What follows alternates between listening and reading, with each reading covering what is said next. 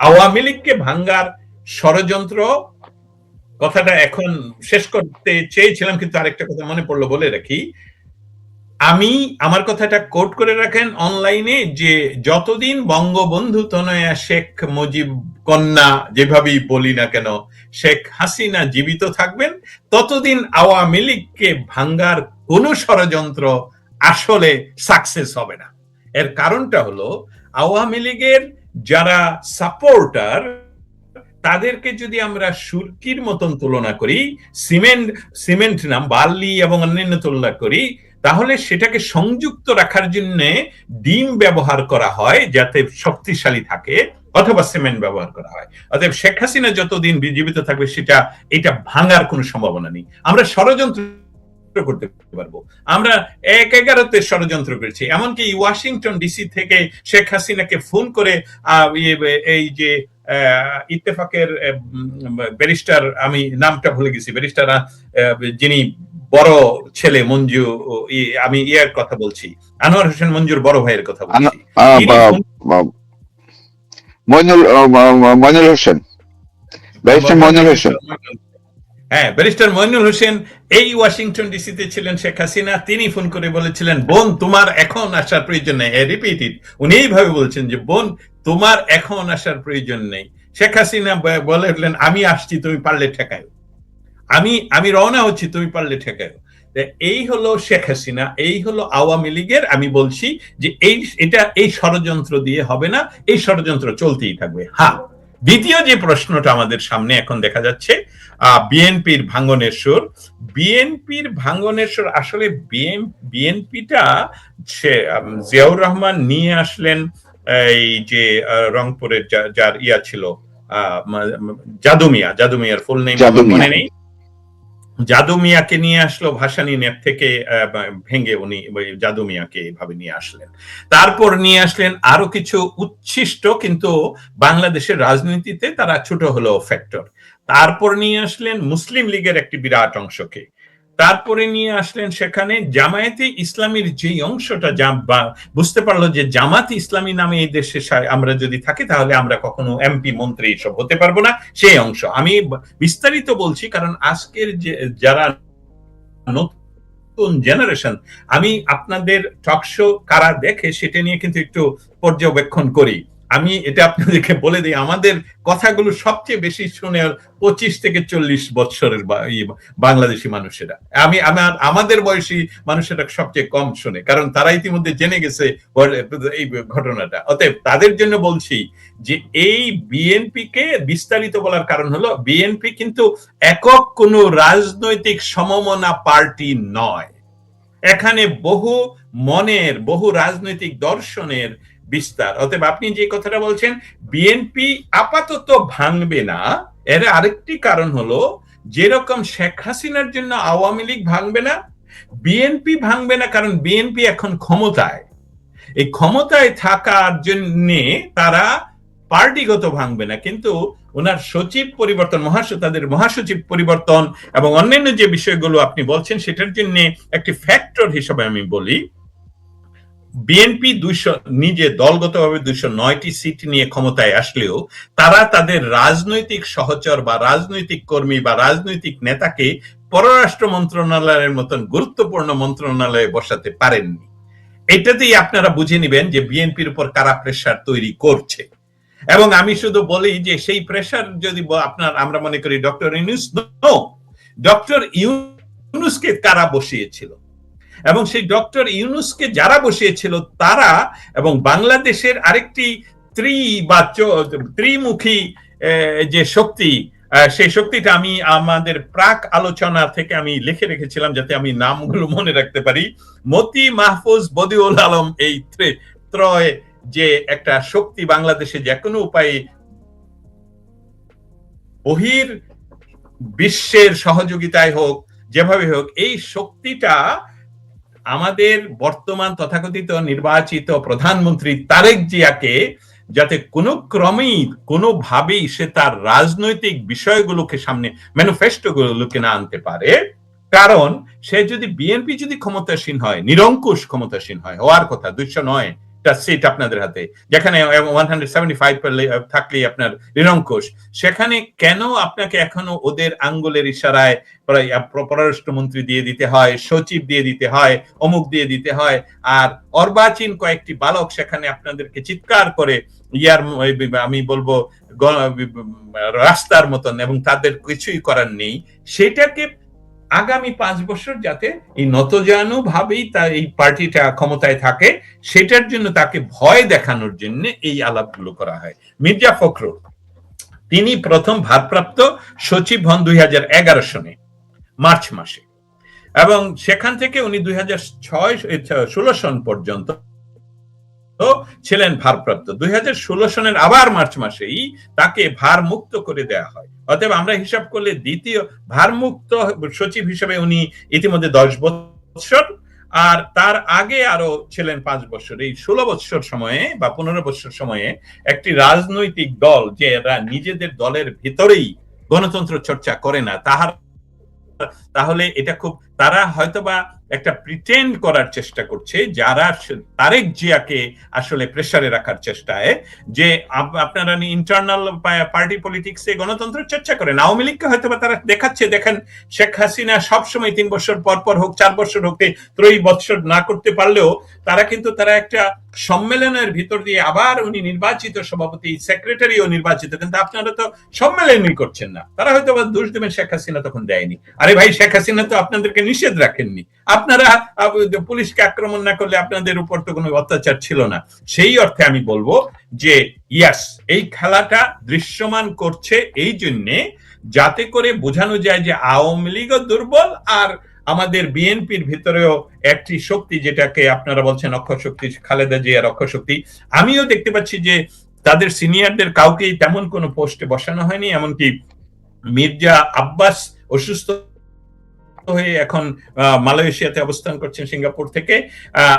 শুনছিলাম কিছুদিন আগে, এবং এটা আমার নির্ভরশীল সূত্র থেকে বলছিল, যে যাকে দেয়া হলো পার্লামেন্টে সভাপতিত্ব করার জন্য, যখন শপথ নতুন পার্লামেন্ট শুরু হলো, তাকে তারেক জিয়া নাকি প্রেসিডেন্ট হিসাবে গ্রহণ করেছেন, এবং তাকে চুপ্পুকে পরিবর্তন করা হবে। কিন্তু আমার মনে হয় চুপ্পুকে ইতিমধ্যে যেভাবে তারেক জিয়া ব্যবহার করতে পারেন, যেভাবে সেইভাবে যে ব্যবহার যতদিন করা যায় ততদিন পর্যন্ত এই চুপ্পু এটাতে খুব ফিল করছেন, কমফোর্ট ফিল করছেন, এবং চুপ্পু নিজে বারবারই বলছেন যে Tarek Zia is different person. So সেই পথে তারা অবশ্যই ক্ষুব্ধ, কিন্তু তাদের সাথে আন্তর্জাতিক শক্তি এবং বর্তমান বিএনপির যে তৃণমূলের কর্মীদের সাথে তাদের সংযুক্তি নেই। অতএব আর্মি প্রশাসন, যে কোনো ধরনের আর্মি প্রশাসনের যে কোনো লেভেল থেকে তাদের যদি সাপোর্ট না থাকে, আপনাকে আমি এটা বলতে চাই যে বাংলাদেশের ইতিহাসে আজ পর্যন্ত কোন সরকার, একমাত্র শেখ হাসিনা 2001 সন ছাড়া কোন সরকারের পতন আর্মির সরাসরি ফোর্স বা ইনভলভমেন্ট ছাড়া হয়নি, ঘটেনি। এবং শেখ হাসিনাই একমাত্র ব্যক্তি, একমাত্র সরকার 2001 সনে 2001 সনে 1996 সনে নির্বাচিত হয়ে উনার ম্যান্ডেট শেষ হওয়ার 30 দিন আগে তত্ত্বাবধায়ক সরকারের হাতে ক্ষমতা হস্তান্তর করেন নির্বাচনের জন্য। অতএব বিএনপির এই সিনিয়র অংশটুকু আমি মনে করি না তেমন কোনো সাকসেস আনতে পারেন। মির্জা ফখরুল যে ঘোষণা দিয়েছেন ইত্তেফাকে, আমি পড়লাম আপনার সাথে কথা বলার আগেই, সেটা আমি ধরে নিচ্ছি যে মন্ত্রণালয় নিয়ে ওনাকে দেওয়া হয়েছে তার বাইরে সচিব হিসাবে রাজনৈতিক শক্তি তথা তাদের অক্সিলিয়ারি বিভিন্ন সংস্থাগুলোর সাথে ওনার সম্পর্ক আমার মনে হয় জিরো। সেখান থেকে কি উনি আসলে এটা দেখাতে চাচ্ছেন যে আমার আর কাজ করার ক্ষমতা নেই, নিজে বলছেন না অন্য কেউ বলছে? এ নিয়ে আসলে বিস্তারিত শোনা উচিত। শায়লা আহমেদ লোপা কি বলেন? আমি আপনাকে একটু থামাতে চাই। শায়লা আহমেদ লোপা, যদিও তাকে স্ক্রিনে দেখছি না উনি,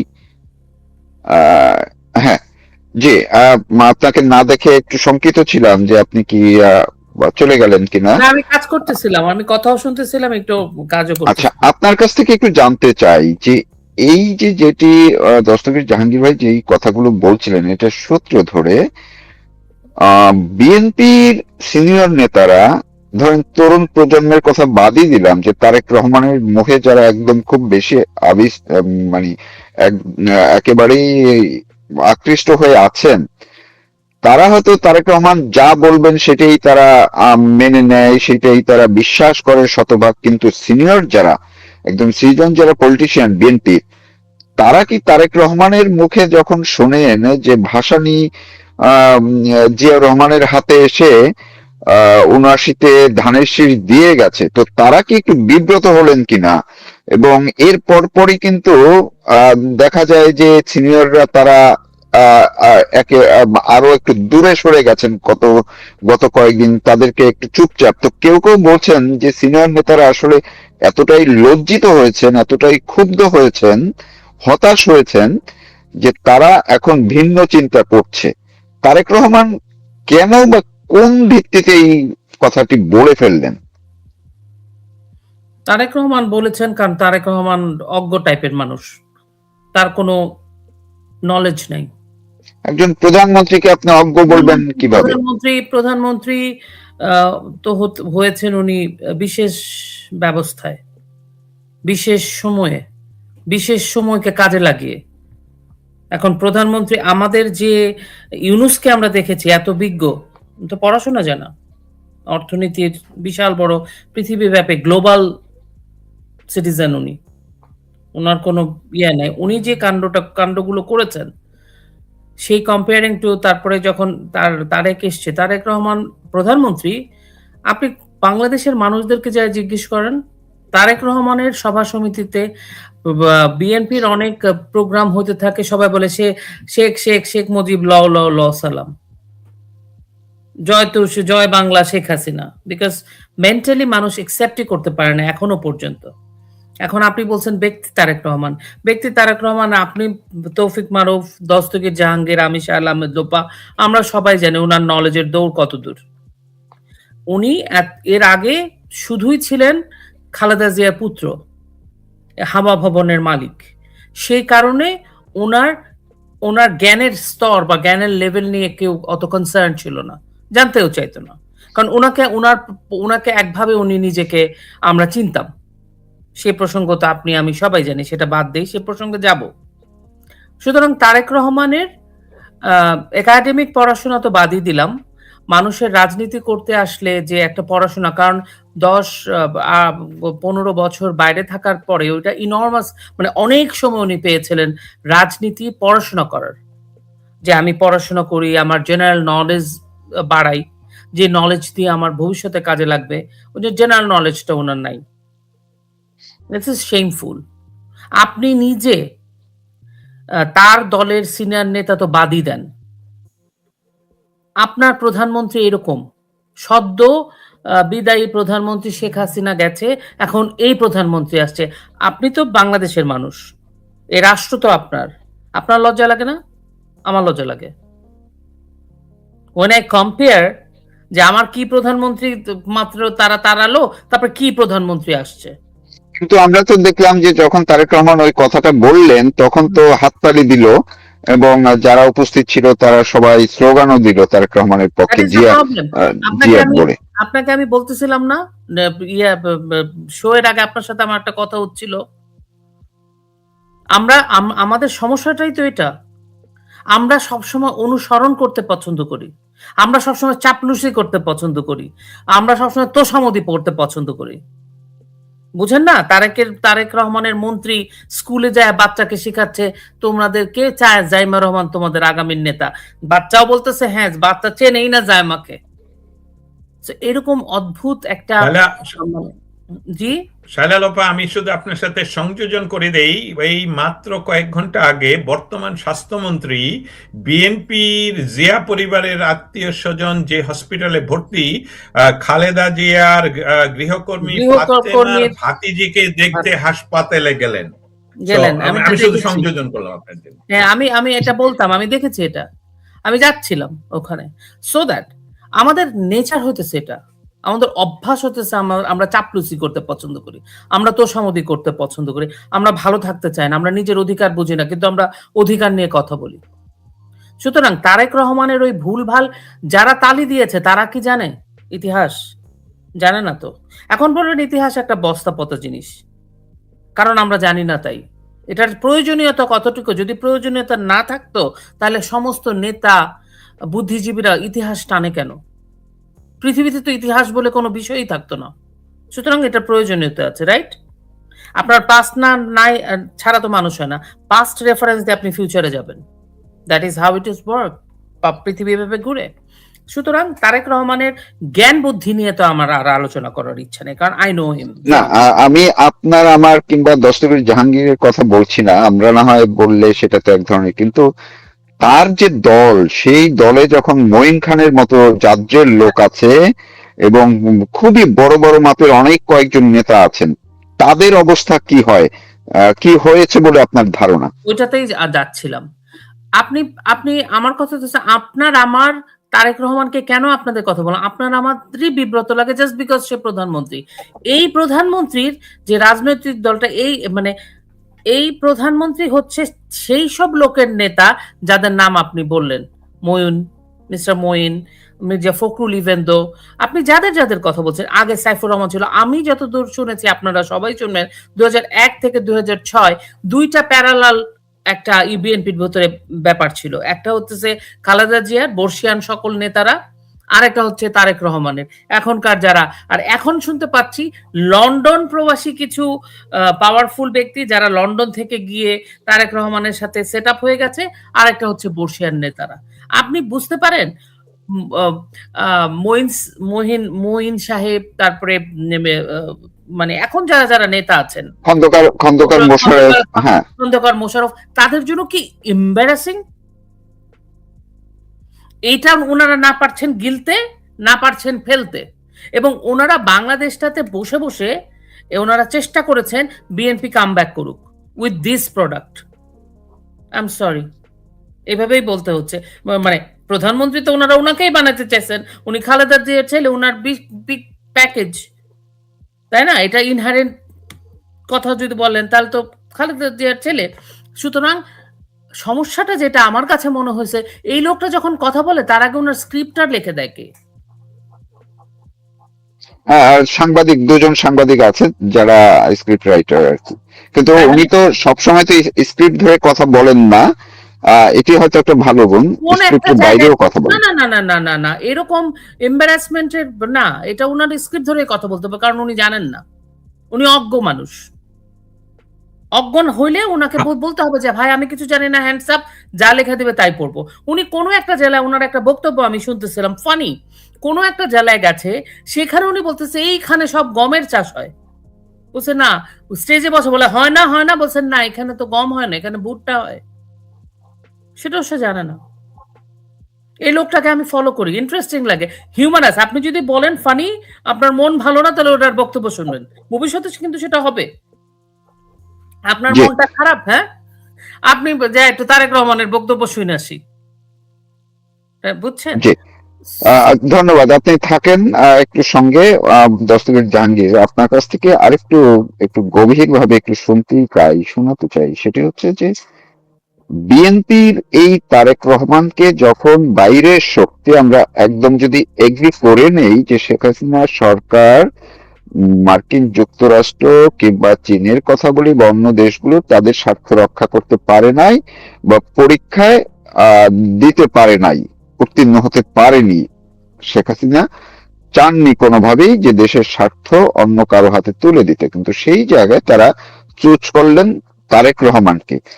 তো আমি তো এতক্ষণ সারা আহমেদ লোপার কাছে বললাম, যে জানতে চাইলাম যে মঈন খান কিংবা খন্দকার মোশাররফদের অবস্থা কি। আপনার কাছ থেকে জানতে চাই, এই যে আন্তর্জাতিক পর্যায় থেকে যারা তারেক রহমানকে বসানোর জন্য ভূমিকা পালন করেছে, তারা কি একটু বিব্রত হচ্ছে কিনা এই তারেক রহমানের এইসব বক্তব্য শুনে? একেবারেই না। আমি একদম সরাসরি বলে শুরু করি, একেবারেই না, অন্য একটা কারণে বলি। বহির্বিশ্বের যে সকল শক্তি বাংলাদেশে এই ক্ষমতার পালাবদল বলবো না, সম্পূর্ণ রাষ্ট্র ব্যবস্থার পরিবর্তন চাইলো, তাদের কাছে কে পরবর্তী প্রধানমন্ত্রী হবে, কোন পার্সনটা হবে, ওইটা ইন্টারেস্টিং না, ওইটা বিষয় না। আরেকটা বিষয়, যেটা গত 15 বছরের আওয়ামী লীগ নিজে নিজের ক্ষতি করেছে সেটার ইমপ্লিমেন্টেশনটা বিএনপিতে হচ্ছে, এবং সেটা একেবারেই আপনি বলতে পারেন কপি করা হচ্ছে। কি কপি করা হচ্ছে? আওয়ামী লীগের 15 বৎসরে নেতৃত্বের দুর্বলতা তৈরি করা হয়েছে, দুর্বল নেতৃত্ব সৃষ্টি করা হয়েছে। যিনি সিরিয়াস নেতৃত্ব দিতে পারতেন বা পারেন তাকেও কলুষিত করা হয়েছে ইন্টেনশনালি। এটার জন্য আওয়ামী লীগ নিজে দায়ী নয়, আওয়ামী লীগের ভেতরে গুপ্তভাবেই কাজটুকু সম্পাদন করা হয়েছে, যেটা শেখ হাসিনা নিজেও বুঝতে পারেননি বা জানতেন না। দুর্বল নেতৃত্বের মৌলিক একটা কারণ, তারা তৌফিক, মারুফ, আহমেদ, শায়লা লোপা বা দস্তগীর হয়ে ওঠে না। কারণ আমাদের কণ্ঠস্বর, আমরা সবসময় সত্য বলতে পারি, কারণ আমরা যেটা শিখেছি করতে পারছি, আমাদের কোনো দুর্বলতা নেই। হ্যাঁ, সেই কোন দুর্বলতা না, আমরা দুর্বল সাংবাদিক নই, আমরা দুর্বল মানুষ নই, কিন্তু দুর্বল মানুষ হিসেবে যখন নেতৃত্বের আসনে বসানো হয় বা তার চরিত্রের স্খলন করানো হয়, তখন ওখানে ওই নেতৃত্বটা, ওই দলটা দুর্বল হয়ে পড়ে। অতএব আপনার প্রশ্নের উত্তর না যেটা বলেছিলাম, সেটার ব্যাখ্যাটা হলো, যারাই তাদেরকে ক্ষমতায় বসিয়েছে তারা খুশি, শিরোধারাহীন, কথা বলতে পারে না, 69 কে মারা গেল সেটাও জানে না, মাওলানা ভাসানী কবে মারা গেছেন আমি দস্তগীর না জানলে এটা বলবো না তো, বা আমি বলবো যে মাওলানা ভাসানীর যে ছিল সেটা অমুক ভাবে আমাদেরকে নিয়ে আসা হয়েছে আমাদের এখানে। ডেট বলতে গেলেই তো আমাকে বলতে হবে আমি ভুল বলতে পারি, যেটা শায়লা লোপা বলেছেন যে তিনি আসলে ওনার ইনফরমেশন জানার কতটুকু দৌরাত্ম সেটা নিয়ে আমাদের সংশয় আছে। আজ থেকে 3 মাস আগে যখন বিএনপি ক্ষমতায় আসবে, বিএনপি ক্ষমতায় আসলে খালেদা জিয়ার স্ত্রী খালেদা জিয়ার সন্তানই প্রধানমন্ত্রী হবেন, এটাও যখন ধরে নিলাম, তখন আমার মনে একটা ক্ষীণ ছিল, আশা ছিল, যেটা ডক্টর ইউনূস নিয়েও ছিল, যে তারেক জিয়া দীর্ঘ 17 বছর স্বেচ্ছা নির্বাসনে, আমি বলছি স্বেচ্ছা নির্বাসনে, ব্রিটেনের মতন জায়গা যেখানে ব্রিটেনের রাজধানী যেখানে লন্ডনে বসবাস করেছিলেন, সেখানে গণতন্ত্রের চর্চা হয়। উনি ইচ্ছা করলেই যেহেতু বাংলাদেশের একটা রাজনৈতিক দলের সভাপতি, সাধারণ মানুষও পারবে, রাজনৈতিক দলের ভারপ্রাপ্ত সভাপতি, উনি ইচ্ছা করলেই গ্যালারিতে যেতে পারতেন ব্রিটিশ পার্লামেন্টের, ইচ্ছা করলেই কনজারভেটিভ বলেন আর বলেন, লেবার পার্টির বলেন, তাদের মন্ত্রীদের সাথে আড্ডা দিতে পারতেন। সেইটা 17 বছরের একটা দুর্দান্ত সময় ছিল। উনি ইচ্ছা করলেই বুঝতে পারতেন গণতন্ত্র কিভাবে চর্চা হয়, কিভাবে কথা বলা যায়, কিভাবে ওনার স্ক্রিপ্ট লিখে দিতে যায়। একটা বিষয় খুবই আশ্চর্যজনক যে দেখুন, 17 বৎসর স্বেচ্ছা নির্বাসনে একটি বারও উনি আমেরিকার বিরুদ্ধে কথা বলেননি। যদিও এই তারেক জিয়া এখানকার সংস্থা দিয়ে ব্ল্যাক লিস্টেড মানুষ, যেমন মোদিও এক সময় আমাদের ইউএসএ ব্ল্যাক লিস্টেড ছিলেন, কিন্তু মোদি প্রধানমন্ত্রী হওয়ার পরপরই আমেরিকা তার সমস্ত কিছু উঠে দিয়ে রাজকীয় সম্মানে, আমি ফিজিক্যালি সাংবাদিক হিসেবে উপস্থিত ছিলাম এই হোয়াইট হাউসে, ওনার রাজকীয় কিন্তু তারেক জিয়াকে এখনো কিন্তু বুঝতেই পারছেন যে তারেক জিয়াকে অনেকটাই ব্যবহার করা হচ্ছে প্রধানমন্ত্রী হিসাবে। কেন জানি মনে হচ্ছে সেই আমলে আর কি, ইস্ট ইন্ডিয়া কোম্পানির ক্লাইভ যেভাবে মীর জাফরকে বসিয়ে যে উনি বাংলার নবাব, কিন্তু সবই আসতো ওই কুঠি থেকে। তো সেইভাবেই ঘটনাগুলো ঘটছে। কারণ এই লোপাত অন্তত পক্ষে ওনাকে শুনেন, আমি কেন এখনো পর্যন্ত বাংলাদেশের প্রধানমন্ত্রী এই বিষয়টার সাথে তারেক জিয়াকে মেলাতে পারছি না। 2 মাস সময় উনি অতিবাহিত করেছেন। অতএব আপনার প্রশ্নের উত্তরে খুব সংক্ষিপ্ত আকারে বলে রাখি যে না, এটাতে আরো তাদের সুবিধা, যাদের কথা আপনি মেনশন করেছেন তাদের আসলে সুবিধা, কারণ শিরোধারাহীন মানুষের নেতৃত্ব আমাদের দেশের জন্য তাদের কাছে থাকলে তারা যা খুশি তাই করতে পারবে। এবং সেটা দেখেছেন যে আরেকজন বলা হচ্ছে উনি পড়াশোনায় কি জানি পড়াশোনা করা মানুষ, ডক্টর ইউনূস, কিন্তু সেটাও তো একটা শিরোধারাহীন মানুষ। কারণ তার একটি ডকুমেন্ট আজকে শায়লা লোপার সাথে শেয়ার করেছি, এই ডকুমেন্টটা আপনাকে আমি শেয়ার করব। এই ডকুমেন্ট আপনি বাংলা তর্জমা করলে দেখবেন যে এর চেয়ে বড় বিশ্বাসঘাতক হয় কি করে একটি দেশকে এইভাবে বিক্রি করে দেয় কিভাবে। অতএব নেতৃত্ব যত দুর্বল হবে, দেশ তত স্বনির্ভরতা হারাবে, এবং শেখ হাসিনার মতন ব্যক্তিত্ব বাংলাদেশ তথা পৃথিবীর ইতিহাসে নেতৃত্ব দিতে বিরল। আমি কয়েক শেখ হাসিনার সাথে অনলি যে তুলনা করতে পারি, সেটা আপনার কাছ থেকে নর্থ সি পাড়ি দিয়ে হারুইচে পৌঁছার পর যে ভূমি পাবেন, সেখানকার আয়রন লেডি ছিলেন মার্গারেট থেচার। ধন্যবাদ। স্যার, জি, ধন্যবাদ। আমি শেষ করব একদম ছোট ছোট করে, আবার দুজনের কাছ থেকে একটু জানবো। আমি শালে আহমেদ লোপা, আওয়ামী লীগ দিয়ে শুরু করেছিলাম, আওয়ামী লীগ দিয়েই আপনার কাছ থেকে একটু শেষ করতে চাই।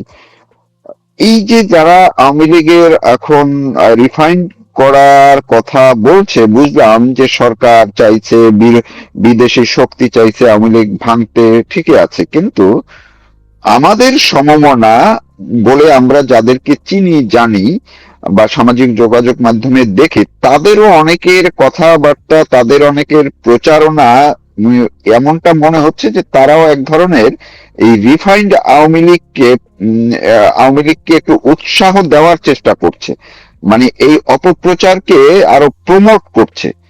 এইটা কেন, এবং এইটার পেছনে আপনার কোনো যুক্তি পাচ্ছেন কিনা? যে আমি বঙ্গবন্ধুর কথা বললাম, আওয়ামী লীগের জন্য আমি পাগল, কিন্তু শেখ হাসিনার নাম শুনতে পারি না, এইটা কেন? কাকে, মানে কোন পক্ষ? আওয়ামী লীগের ভিতরে বলছেন? সমমনা যারা আর কি। আচ্ছা, এটা একটা ইন্টারেস্টিং ফ্যাক্ট। কেন ইন্টারেস্টিং? আমাকে একটু সময় দিতে হবে। শেখ হাসিনা দুর্নীতি পেয়েছেন, শুনেছেন গত 2 বছর শেখ হাসিনার কোনো করাপশন বেরিয়েছে? আমি শুনি নাই আর কি রিপোর্ট। শেখ হাসিনার একটা শুনছি কি জিনিস, কোন জমির ব্যাপার, আর কিছু শুনি নাই। আচ্ছা, শেখ হাসিনা ওয়াজ এ সাকসেসফুল প্রাইম মিনিস্টার, এটা তো অস্বীকার করবেন না, তাই না? সবসময় বলা হচ্ছে যে শেখ হাসিনার মন্ত্রীরা চোর, শেখ হাসিনার নেতারা চোর, এরকম বলছে না, মানে আওয়ামী লীগ দলের লোকজন।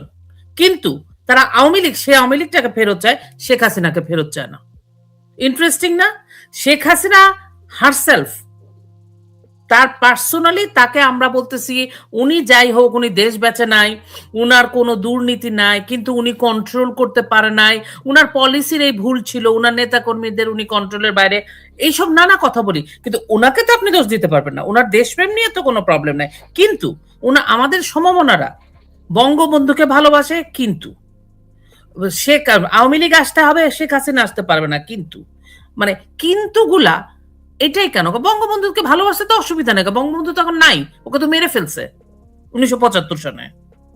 এখন যে আছে বঙ্গবন্ধুর মেয়ে, যে বঙ্গবন্ধুর মেয়ে আছে বলেই আমরা একটা সেকুলার রাষ্ট্রের কল্পনা করতে পারি, যে আমরা ফেরত যাব, আমরা চিন্তা করতে পারি, এই ফোর্সটা আছে, ওই প্রেশারটা আছে।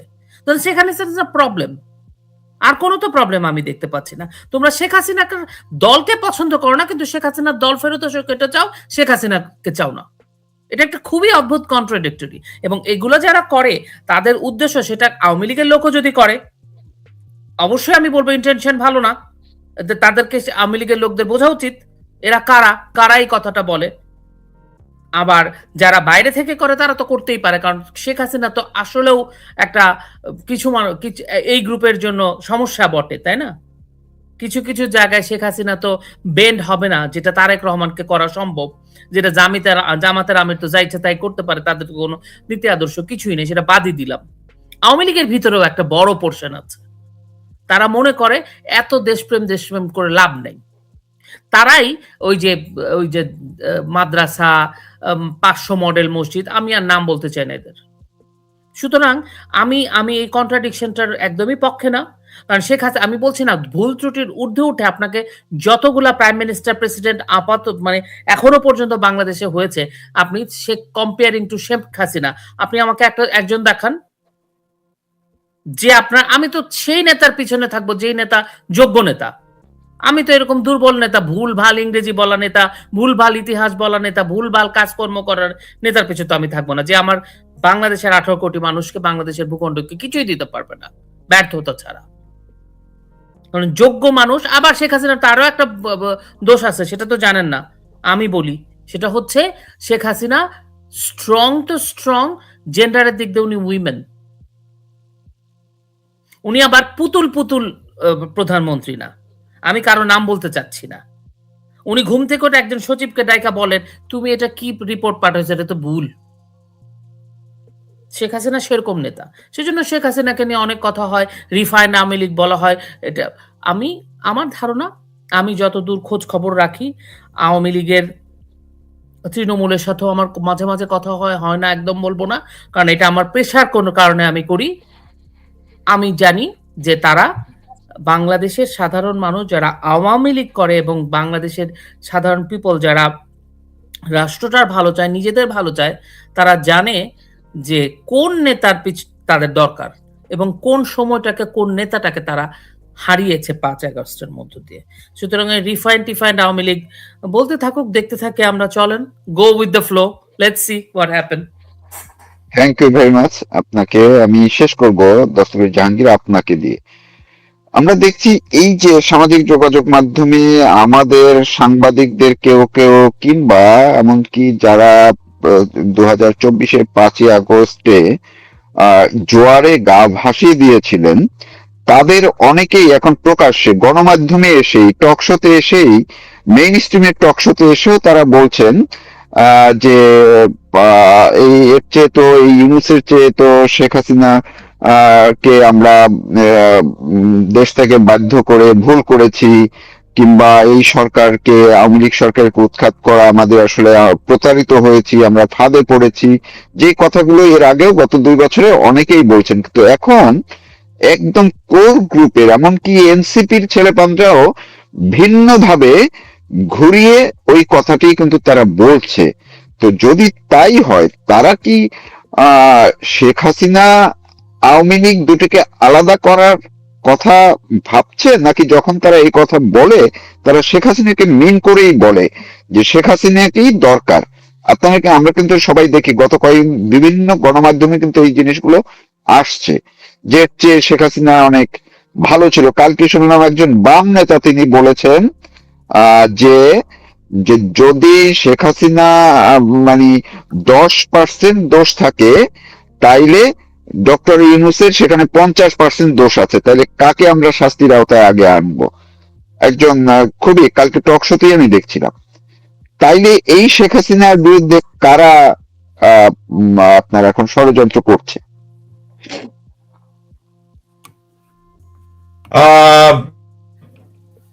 শেখ হাসিনার বিরুদ্ধে যারা সেইভাবে না বলে, আপনার প্রশ্নের প্রথম অংশটা খুব ইন্টারেস্টিং। সেটা হলো যে জুলাই মাসে যে মেটিকুলাসলি ডিজাইন ষড়যন্ত্র করে যে কাজটা করা হচ্ছে, যে বাংলাদেশকে একটি বাংলাদেশ যে সুশৃঙ্খল একটি রাষ্ট্র ব্যবস্থা দেশ হিসাবে পরিচালিত হচ্ছিল, সেখান থেকে একটি ব্যর্থ রাষ্ট্রে পরিগণিত করার যে এখন আমি বলতে পারি এটা আন্দোলন, মানে এই অর্থে আন্দোলন। তারা এখানে, আমি আপনাদের মাধ্যমে আমাদের দর্শক শ্রোতাদেরকে জানাতে চাই, ওনারা জানেন, কিন্তু আমাদের মতন এই 3 জনের আড্ডা থেকে ওনারা হয়তো এখনো শুনেননি।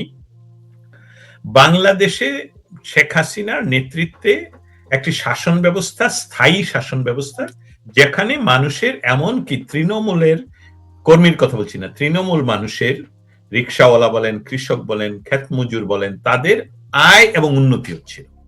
তাদের ডেইলি যে আয়, সেটা দিয়ে তারা আগের মানুষের মতন দুধ বিক্রি করে চেপা শুটকি কিনে খেতে হতো না। তারা চেপা শুটকিও খেত, দুধও খেত, এরকম একটা পর্যায়ে চলে গেছিল তারা। সেখান থেকে ঘটনাটা কেন ঘটলো, কেন কিছু মানুষ বা যারা আপনি যাদেরকে মেনশন করছেন যে তারা এখন বলছে শেখ হাসিনাই ভালো ছিল, ভুল করেছি, সেটার একটা ব্যাখ্যা, দুর্দান্ত একটা ব্যাখ্যা আছে, এবং এটা ইতিমধ্যে ভেরিফাইড। কারণ পেশাগত কারণে গত 18-19 মাসে আমার কাছে তৃণমূলের বহু মানুষের সাথে কথা হয়, দেখা হয়, অনলাইনে এইসব হয়। দেখা গেল যে শেখ হাসিনা উন্নয়ন করছেন, মানুষের আয়ের ব্যবস্থা করে দিচ্ছেন, কিন্তু ওনার প্রায় প্রতিটি এমপি, প্রতিটি এমপি, আমি একদম এটা আমার দায় নিয়ে বলছি, আমি এটার পিছনে দাঁড়িয়ে বলছি, প্রতিটি এমপি একটি মিনি রাজ্য তৈরি করেন, অর্থাৎ ওনারা জমিদার হয়ে বসেন। ওনাদের প্রত্যেকটি জায়গায় নাকি বলছি, আমি ভেরিফাইড হিসেবেই বলছি, উপজেলা চেয়ারম্যান তার চাচাতো ভাই বা নিজের ভাই, তার কোথাও যদি কোনো মিউনিসিপ্যালিটি থাকে সেখানকার মেয়র ওর মামাতো খালাতো ফুফাতো ভাই, প্রত্যেকটা স্কুল কলেজের, এটা হলো বাস্তব চিত্র তারা বলছে এবং আমি ভেরিফাই করে বলছি। এই ব্যবস্থাটাকে মানুষ সুখে ছিল। আজকের 18 মাসে যে অত্যাচার এখনো যেটা কন্টিনিউ, সেটার 10 ভাগও ঘটেনি শেখ হাসিনার আমলে। বিএনপির সকল নেতৃবৃন্দ চাকরি বাকরি ব্যবসা সমস্ত কিছু করেছে আওয়ামী লীগের সাথে, শুধু আওয়ামী লীগের তৃণমূলের কেউ ব্যবসা করতে পারেনি। এমনকি ওই যে স্থানীয় সরকারের যে কাজগুলো সেটা আওয়ামী লীগের কোন নেতাকর্মীরা পায়নি, সেটা পেয়েছে এমনকি শুধু বিএনপির মানুষেরাই, এমনকি জামাতের মানুষেরা। এই সার্বিক পরিস্থিতিটাকে নিয়ে প্রত্যেকটি উপজেলায় এবং প্রত্যেকটি জেলায় তাদের একটা ক্ষোভ ছিল যে এই আওয়ামী লীগের এই স্ট্রাকচারটা বদলানোর প্রয়োজন, এই ক্ষমতায় যারা আছে তাদেরকে বদলানোর প্রয়োজন। অতএব এই সম্মিলিত one unit another unit and all the unit together, তাদের একটা সহানুভূতি আসে, এটা যে এই শেখ হাসিনার বিরুদ্ধে যারা মিছিল করছে এই সরকারের বিরুদ্ধে, আমরা এটার সহানুভূতি দেখাচ্ছি।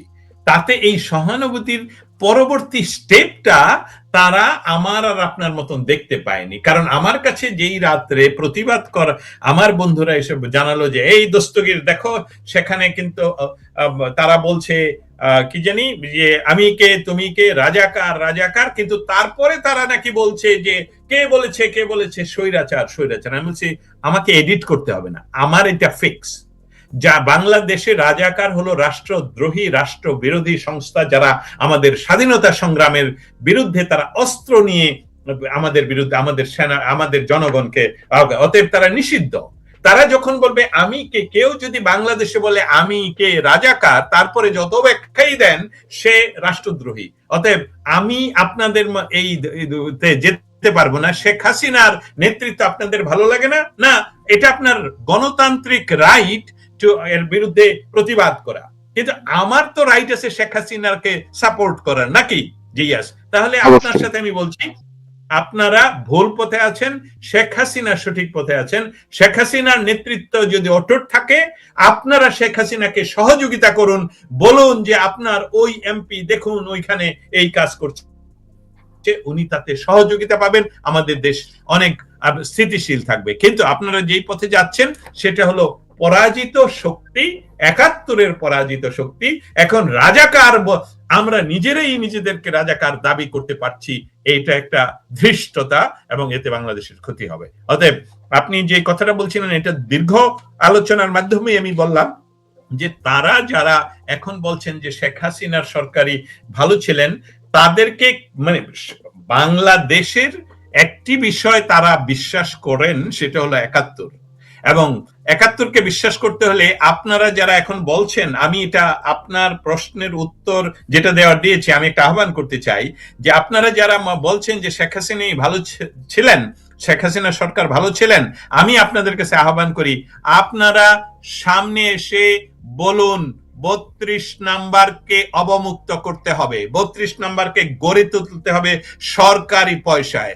32 নাম্বারে যারা আক্রমণ করেছে তিনবার, তাদের ভিডিও সার্চ করে আমাদের কাছে ডকুমেন্ট আছে, আমার কাছে আছে, আমরা করব।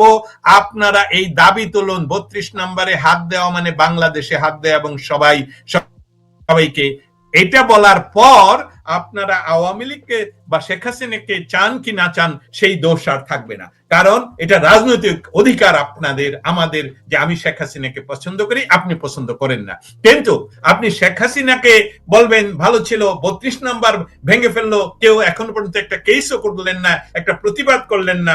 তারেক জিয়া যায় মাওলানা ভাসানীর সমাধিতে, আর জাতির পিতা বঙ্গবন্ধু শেখ মুজিবুর রহমান যে দেশ দিয়েছেন, সেই দেশের প্রধানমন্ত্রীর শপথ করার 12 ঘন্টার ভিতরে প্রধানমন্ত্রী যদি বঙ্গবন্ধু শেখ হাসিনা বা বঙ্গবন্ধু শেখ মুজিবের প্রতি শ্রদ্ধা না জানান, তাতেও ওনার শপথ ভঙ্গ হয়। এটাই আইন, এটাই বাংলাদেশের আইন, এটাই থাকবে বাংলাদেশ। অতএব যারা ভুল পথে গিয়েছিলেন তাদের কি কি কাজ করতে হবে আমি দস্তগীর জাহাঙ্গীর সব বলে দিতে পারবো না, তারপরেও কিছুটা হলেও আমি ইঙ্গিত দিলাম যে কি করা ওনাদের উচিত এবং বাংলাদেশকে রক্ষা করতে হবে। যে নেতৃত্ব এখন বাংলাদেশ চালাচ্ছে দুর্ভাগ্যজনকভাবে সত্য। এতে করে বাংলাদেশ যে একটি ব্যর্থ রাষ্ট্র ইতিমধ্যে ইউনুস করে দিয়ে গেছে, সেখান থেকে আমরা ফিরাতে পারবো না। তবে সুসংবাদ, বিশ্বব্যাপী তৌফিক, মারুফ, শাহেল আহমেদ লোপা, দস্তগীর, জাহাঙ্গীরের মতন লোকেরা বাংলাদেশকে ভুলে যায়নি এবং আমরা আমাদের কাজ করে যাচ্ছি বাংলাদেশকে পুনরুদ্ধার করার জন্য। Thank you. অনেক অনেক ধন্যবাদ আপনাদের দুজন